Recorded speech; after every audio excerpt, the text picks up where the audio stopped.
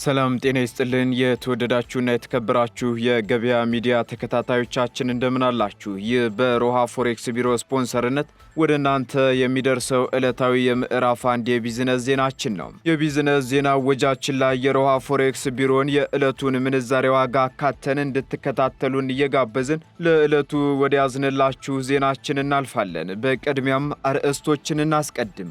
የጤና ባለሙያዎች ጥያቄ የዳቦ ጥያቄ ነው ሲል የኢትዮጵያ የጤና ባለሙያዎች ማህበር አሳሰበ።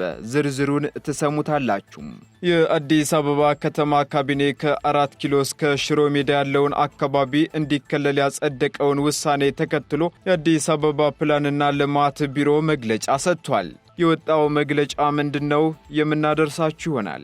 ተግባራዊ ይሆናል ተብሎ የነበረው የዩኒቨርሲቲ ተማሪዎችን የሚመለከተው ሕግ መጽደቁ ተሰምቷል። ተግባራዊ የሚሆነው ሕጉ እስከ መቼ ጀምሮ ነው? ምን ጉዳዮችን አካቷል? የሚለውን በዝርዝር ይዘነዋል።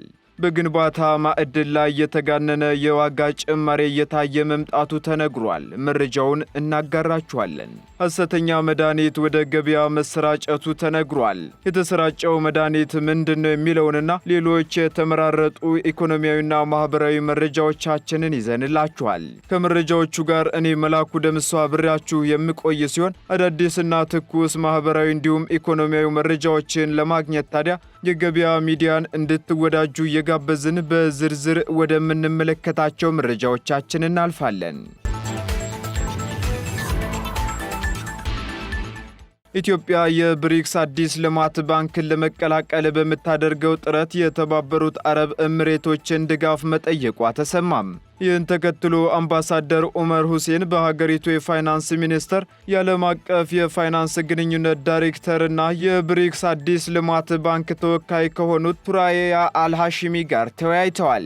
ኢትዮጵያ የባንኩ አባል ለመሆን በምታደርገው ጥረት የኢትዮጵያ ወዳጅ ሀገር የሆነችው የተባበሩት አረብ ኤሚሬት ለአባልነት ጥያቄ ድጋፍ እንድታደርግ ጥያቄ ማቅረቡን የኢትዮጵያ ኤምባሲ አስታውቋል። በውይይቱ ወቅትም አምባሳደር ኡመር ኢትዮጵያ የባንኩ አባል ለመሆን እያደረገች ያለችውን ጥረትና የአዲሱ ልማት ባንክ አባል ለመሆን የሚያስችሏት ጉዳዮች ዙሪያ ገለጻ አድርገዋል ተብሏል። የአዲሱ ልማት ባንክ ተወካይ በበኩላቸው የኢትዮጵያ የአባልነት ጥያቄ ተቀባይነት እንዲያገኝ የተባበሩት አረብ ኤሚሬትም ድጋፍ እንደምታደርግ ማረጋገጣቸው ተገልጿል። የተባበሩት አረብ ኤሚሬቶች እንደ አውሮፓውያኑ አቆጣጠር ጥቅምት 4 2021 የብሪክስ አዲስ ልማት ባንክን መቀላቀሏ ይታወሳል። የዕዳ ሽግሽግ በመደረጉ እንጂ ኢትዮጵያ በዚህ ዓመት ትከፍል የነበረው $2.8 ቢሊዮን ዕዳ ልትከፍል ትገደድ ነበር ተባለም። ምቹ የዕዳ ሽግሽግ ባይኖር ኖሮ ኢትዮጵያ በዚህ ዓመት ብቻ $2.8 ቢሊዮን የሚገመት ከፍተኛ ዕዳ ልትከፍል እንደነበር የፕላንና ልማት ሚኒስትሯ ዶክተር ፍጹም አሰፋ ተናግረዋል። ይሁን እንጂ የኢትዮጵያ መንግስት ለ2017 በጀት ዓመት በቡድን 20 አባል ሀገራት የጋራ ማዕቀፍ ውስጥ ከአበዳሪ ሀገራት ኮሚቴዎች ጋር ባደረገው ውጤታማ ድርድር $1.9 ቢሊዮን ብቻ ለመክፈል ተችሏል ብለዋል። ይህም የዕዳ ሽግሽጉ በግምት $1 ቢሊዮን የሚሆን እፎይታ እንዳስገኘም ሚኒስትሩ አመላክተዋል። እንዲሁም በ2016 በጀት ዓመት መገባደጃ ላይ የሀገሪቱ አጠቃላይ የውጭ ዕዳ ከሀገር ውስጥ አጠቃላይ ምርት ጋር ሲነጻጸር 13.7 በመቶ እንደነበር ዶክተር ፍጹም አሰፋ አብራርተዋል። በአጠቃላይ የኢትዮጵያ መንግስት ከአበዳሪ ኮሚቴዎች ጋር ባካሄደው ገንቢ ውይይት በመርህ ደረጃ $3.5 ቢሊዮን የሚሆን የዕዳ እፎይታ ስምምነት ላይ ተደርሷል ተብሏል። በዚህም በ2017 የ$1.5 ቢሊዮን በ2018 የ$400 ሚሊዮን በ2019 ደግሞ $500 ሚሊዮን እንዲሁም በ2020 ደግሞ የ$1.5 ቢሊዮን የዕዳ ሽግሽግን ያካተተ መሆኑን በስምምነቱ ላይ መገለጹ ተነግሯል። የገንዘብ ሚኒስቴር በቡድን 20 አባል ሀገራት የጋራ ማዕቀፍ ውስጥ ከአበዳሪዎቹ ጋር የደረሰውን ስምምነት የገለጸ ሲሆን ስምምነቱ በግምት $8.4 ቢሊዮን የሚደርስ የውጭ ዕዳን የሚሸፍን ነው ማለቱን ካፒታል ጋዜጣ አስነብቧል። በተጨማሪም ከ2023 እስከ 2028 ባለው ጊዜ ውስጥ 2.5 ቢሊዮን ዶላር የሚሆን የዕዳ አገልግሎት እፎይታ የሚያገኝ ሲሆን ይህም የሀገሪቱን የውጭ ክፍያ ሁኔታ በማሻሻል ትልቅ አስተዋጽኦ እንደሚኖረው ይጠበቃል የተባለው። ከምሽቱ 5 ሰዓት ላይ ከቦቴ ነዳጅ በመቅዳት ሲሸጡ የተደረሰባቸው ግለሰቦች በቁጥጥር ስር መዋላቸውን የክልሉ ንግድና ገበያ ልማት ቢሮ በሰጠው መግለጫ አስታወቀም። በአፋር ክልል ሚሌ ከተማ ከቦቴ ነዳጅ በመቀሸብ ሲሸጡ እጅ ከፈንጅ የተደረሰባቸው ሹፌርና ተቀባይ በቁጥጥር ስር መዋላቸውን የክልሉ ንግድና ገበያ ልማት ቢሮ ኃላፊ አቶ አህመድ አብዱል ቃድር ጉዳዩን በማስመልከት ለመገናኛ ብዙሃን መግለጫ ሰጥተዋል። በመግለጫቸውም ከጅቡቲ ነዳጅ ጭኖ ወደ አዲስ አበባ በመንቀሳቀስ ላይ የነበረ አሽከርካሪና በገዢ ላይ የነበረ ግለሰብ እጅ ከፈንጅ በፖሊስ ቁጥጥር ስር መዋላቸውን ገልጸዋል። የነዳጅ ሽያጭ በማከናወን ላይ የተገኙ ግለሰቦች ነዳጅ ከጫነ የቦቴ ተሽከርካሪ ጋር በጸጥታ ኃይሉ በማህበረሰቡ የተቀናጀ ተሳትፎ በቁጥጥር ስር መዋላቸው ተጠቁሟል። በዕለቱም 49000 ሊትር ከጫነ የነዳጅ ቦቴ 2000 ሊትር በመቀሸብ በግብይት ላይ እያሉ እጅ ከፈንጅ መያዛቸውን አቶ አህመድ ገልጸዋል። ከሚሌ ከተማ አስተዳደር ፖሊስ ጽሕፈት ቤት ኃላፊ ረዳት ኢንስፔክተር ኡስማን በበኩላቸው በቁጥጥር ስር የዋሉት ግለሰቦች ከምሽቱ 5 ሰዓት ተኩል ገደማ በከተማዋ ከቦቴ በጀሪካን ሲቀዱ እጅ ከፈንጅ ተይዘዋል ማለታቸውን ኢዜአ ዘግቧል። በግንባታ ማዕድን ላይ የተጋነነ የዋጋ ጭማሪ እየታየ ነው ተባለም።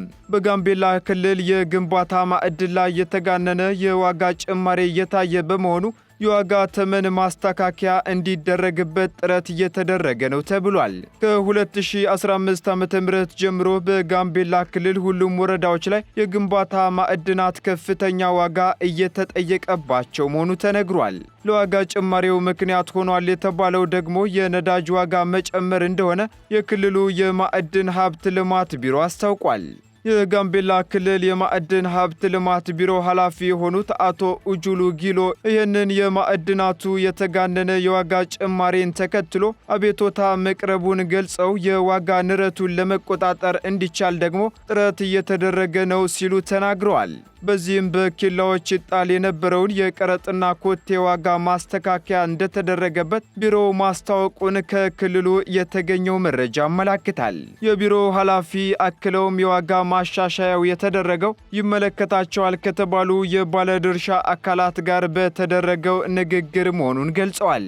እንዲሁም ምክንያታዊ ያልሆነ የዋጋ ጭማሪ እንዳይኖርና ማስተካከያ በተደረገበት የዋጋ ተመን እንዲሸጥ ማሳሰቢያ መስጠቱም ተገልጿል። ሐሰተኛ የስኳር ህመም መድኃኒት በገበያ ላይ ተሰራጭቷል ሲል የአሜሪካ የምግብና መድኃኒት አስተዳደር አስታወቀም። ዲያቤቲክ 2 የተባለውን የስኳር ህመም ለማከም የሚውለው ኦዝሚክ የተሰኘ መድኃኒት ተመሳስሎ ተሰርቶ ወደ ገበያ መሰራጨቱን አስተዳደሩ አስታውቋል። በዴንማርክ የሚገኘው የመድኃኒቱ አምራች ዋና መስሪያ ቤት ሐሰተኛ 1 ሚሊግራም መርፌዎች ከተፈቀደላቸው የአቅርቦት ሰንሰለት ውጪ እየተሰራጨ መሆኑን ያስታወቀው ሐሰተኛ መድኃኒቶቹ በ0.5 ሚሊግራም በ1ና 2 ሚሊግራም መጠን ተዘጋጅተው ሸጡ ስለመሆኑ የተነገረ ሲሆን ሐሰተኞቹ ምርቶች ወደ ገበያ የገቡት ደግሞ ባልተፈቀደላቸው አከፋፋዮችና ሻጮች በመሆኑ ሲሪያል መለያ ቁጥር ጭምር አካተው ገበያ ላይ መገኘታቸው ተገልጿል። የአሜሪካ ምግብና መድኃኒት አስተዳደርና አምራቹ ኖቮ ኖርዲስክ የሐሰተኛ ምርቶቹ ደህንነታቸው የተጠበቀ መሆናቸውንና አለመሆናቸውን ለመለየት ሙከራ ላይ ነን ብለዋል። ሐሰተኛ መድኃኒቶቹ ከዋኖቹ ጋር እጅጉን የተመሳሰሉና ለመለየት አዳጋች መሆናቸው የተገለጸ ሲሆን የጎንዮሽ ጉዳት ሊያስከትሉ እንደሚችሉም ከወዲሁ ተገምቷል። የስኳር ህሙማን ፍቃድ ካላቸው መድኃኒት አቅራቢዎች ብቻ እንዲገዙ ማሳሰቢያም የተሰጠ ሲሆን አጠራጣሪ ነገር ካዩም ለሚመለከተው አካል እንዲያመለክቱ ጥሪ ቀርቧል። የዩኒቨርሲቲ ተማሪዎች ከመመረቃቸው በፊት ለ1 ዓመት አገልግሎት እንዲሰጡ በእቅድ ተይዞ የነበረው መመሪያ ከ2019 ዓ.ም ጀምሮ ተግባራዊ ይሆናል ሲል የትምህርት ሚኒስቴር አስታወቀም። በዩኒቨርሲቲ የሚማሩ 3ኛ ዓመት የጨረሱ ተማሪዎች 4ኛ ዓመት ሳይገቡ በፊት የ1 ዓመት አገልግሎት እንዲሰጡ ለማድረግ የተጀመረው እንቅስቃሴ ከ2019 ዓ.ም ጀምሮ ተግባር ላይ እንደሚውል የትምህርት ሚኒስትሩ ፕሮፌሰር ብርሃኑ ነጋ ተናግረዋል። ይህ የተባለውም የትምህርት ሚኒስትሩ ፕሮፌሰር ብርሃኑ ነጋ በሚመሩት የትምህርት ዘርፍ ላይ ስለ አፈጻጸምና ስለ ታቀዱ እቅዶች ማብራሪያ በሰጡበት ወቅት ነው።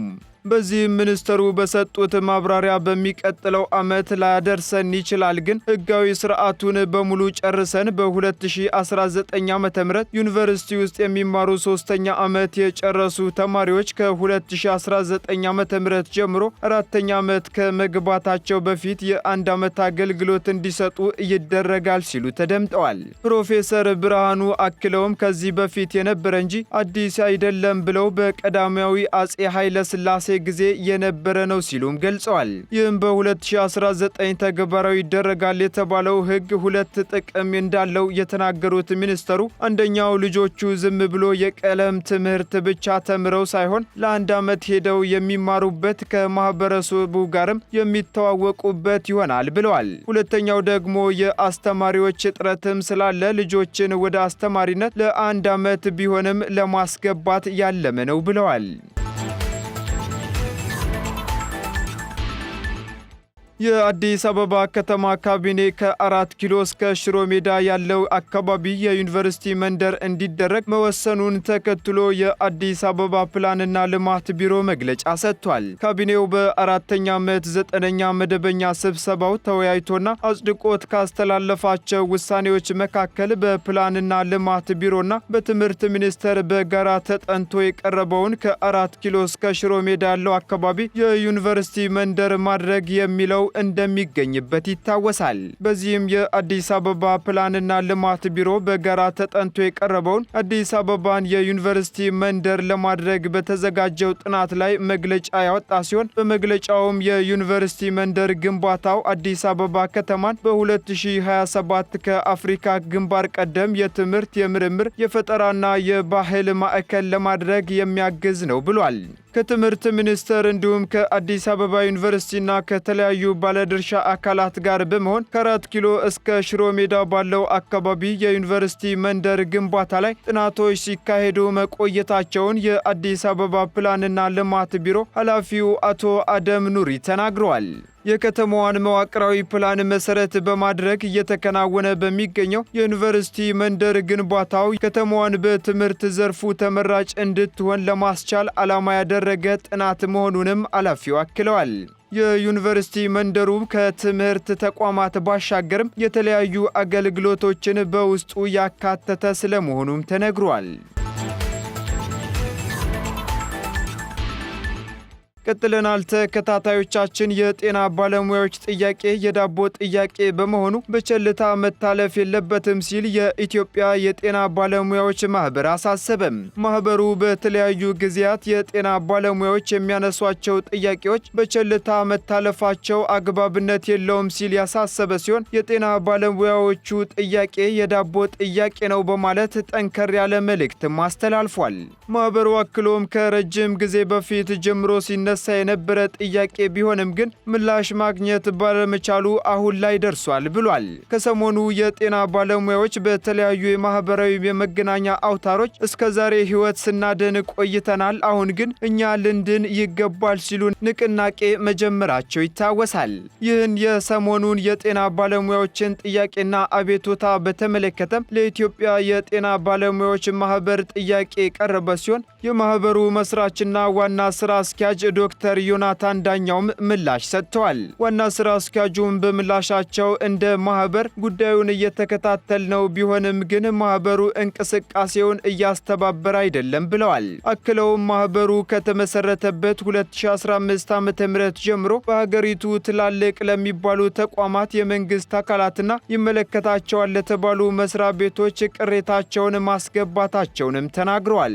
በዚህም መሰረት ለጤና ሚኒስቴር፣ ለጠቅላይ ሚኒስትር፣ ሚኒስቴር ጽሕፈት ቤት ለሕዝብ ተወካዮች ምክር ቤትና ለሲቪል ሰርቪስ ኮሚሽን ጥያቄ ብናቀርብም ከመንግስት በኩል ምላሽ ያለመስጠትና ጉዳዩን የማቅለል ሁኔታዎች በመኖራቸው እዚህ ደረጃ እንድንደርስ አድርጎናል ብለዋል። ጥያቄው የጀመረው በ2011 ዓ.ም ነው የሚሉት ዶክተር ዮናታን ጠቅላይ ሚኒስትሩ መድረክ ፈጥረው ከባለሙያዎቹ ጋር ተወያይተው የነበረ ቢሆንም መፍትሄ አልተገኘለትም ሲሉም ተናግረዋል። ባለሙያዎቹ የቤት የደሞዝ ማስተካከያና የተጋላጭነት ጥያቄ ማንሳት ከጀመሩ መቆየታቸውን በማንሳት ነገር ግን አሁን እየተፈታ አይደለም ሲሉ ማከላቸውን አሃዱ ዘግቧል። በመጨረሻም ጉዳዩን ተከትሎ ምላሽ ለማግኘት ለጤና ሚኒስቴርና ለሲቪል ሰርቪስ ኮሚሽን የስልክ ሙከራ ቢደረግም ለጊዜው ምላሽ እንዳልተገኘ ተጠቁሟል። ውድ ተከታታዮቻችን ቀጥለናል። በመጨረሻም የሮሃ ፎሬክስ ቢሮን የዕለቱ የውጭ ምንዛሬ ተመን ወደ እናንተ እናደርሳለን። አንድ የአሜሪካ ዶላር 150 ብር እየተገዛ 153 ብር እየተሸጠ ይገኛል። እንዲሁም አንድ ፓውንድ ስተርሊንግ ደግሞ 183 ብር እየተገዛ 186 ብር ከ66 ሳንቲም እየተሸጠ ይገኛል። ዩሮ እንዲሁ 161 ብር እየተገዛ 164 ብር ከ22 ሳንቲም እየተሸጠ ይገኛል። እንዲሁ ስዊስ ፍራንክ ደግሞ 163 ብር መግዣው ሲሆን መሸጫው ደግሞ 166 ብር ከ26 ሳንቲም ሆኗል። እንዲሁም የተባበሩት አረብ ኤምሬት ድራም 40 ብር እየተገዛ 40 ብር ከ80 ሳንቲም እየተሸጠ ይገኛል። የሳውዲ ሪያል 39 ብር መግዣው ሲሆን 39 ብር ከ78 ሳንቲም ደግሞ መሸጫው ሆኗል። የቻይናው ዩዋን እንዲሁ 20 ብር እየተገዛ 20 ብር ከ40 ሳንቲም እየተሸጠ መሆኑን የዕለቱ የውጭ ምንዛሬ ተመን መረጃ ያመለክታል። የተወደዳችሁ የገበያ ሚዲያ ተከታታዮቻችን ለምዕራፍ አንድ ያዝንላችሁ ኢኮኖሚያዊና ማህበራዊ መረጃዎቻችን እነዚሁን ይመስሉ ነበር። አዳዲስና ትኩስ ቢዝነስ እንዲሁም ማህበራዊ መረጃዎችን ለማግኘት ታዲያ የገበያ ሚዲያን እንድትወዳጁ እንጋብዛለን። ሰናይ ጊዜን ተመኘን።